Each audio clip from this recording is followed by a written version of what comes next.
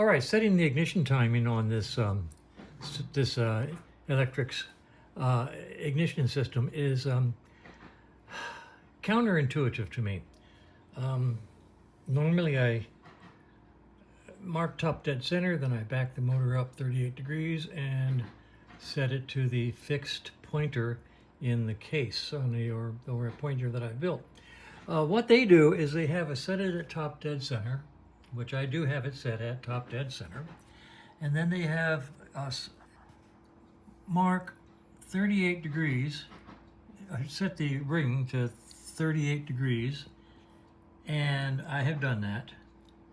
And then when you fire up the bike, the timing mark, this full advanced timing mark up here, should come down and match this mark down here. That's logical, and the more I think about it, the more confused I get, and it's logical, and I'm going to try it. Now what I did, just so that it's easier to see, is I duplicated everything up here on top. And we're at top dead center now. 38 degrees before that is full advanced. And this is 38 degrees. I just put a piece of paper down here on the degree wheel area and stole 38 degrees. So when I fire up the bike, you should be able to see the strobe, see this slowly moving back towards this area as we rev up the engine. This is the mark.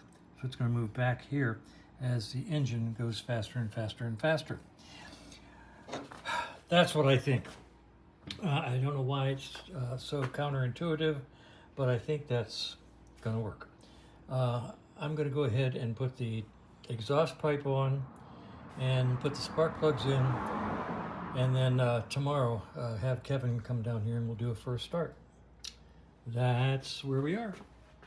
So if I'm thinking backwards, let me know.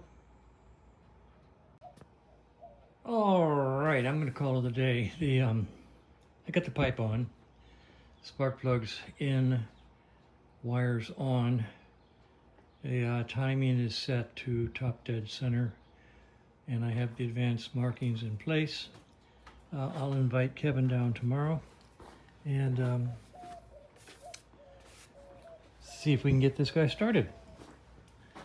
I'll show you the setup. I think I've already showed you this once, so I'll show you again. This is the rectifier regulator. It takes the AC from the new unit and converts it to DC and keeps the battery charged. This is the ignition control unit. It takes the pulses from the new ignition system on the flywheel, takes those pulses and fires this little bitty spark coil over here, and that spark coil then fires the spark plugs. It's a nice system, very well built, very well thought of. A couple of foibles, but anyway, it's installed nicely, and we'll see. Yesterday I had a drip. I traced it to the tranny drain. I pulled the drain plug out, drained the oil out of the tranny, cleaned up the tranny threads, cleaned up the plug, put it back in, filled it up with oil, and today it is leaking right here from the Kickstarter shaft. You can see it right there. See that? And I expect that's why there didn't seem to be much oil in that tranny when I drained it. Didn't seem like a lot. I should have measured it, but I didn't. So I put in the required 13 ounces, and that apparently brings it up to the level of the shifter.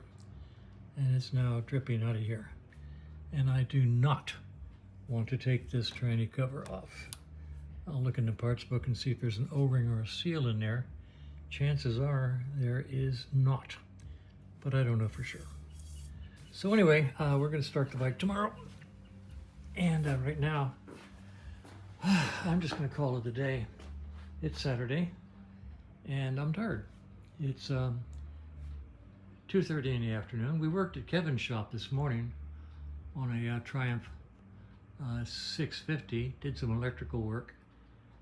So much wrong with it that we finally just ripped and went ripping and tearing and replaced a whole lot of bad wires. So it's fully functional now, and he's probably ready to do the first start up there. So that's the way it is.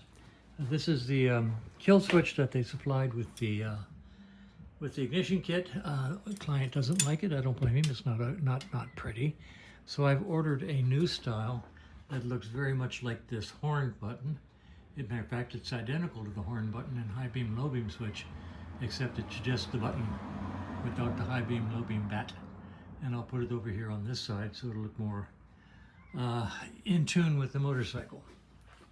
And that's the way it is.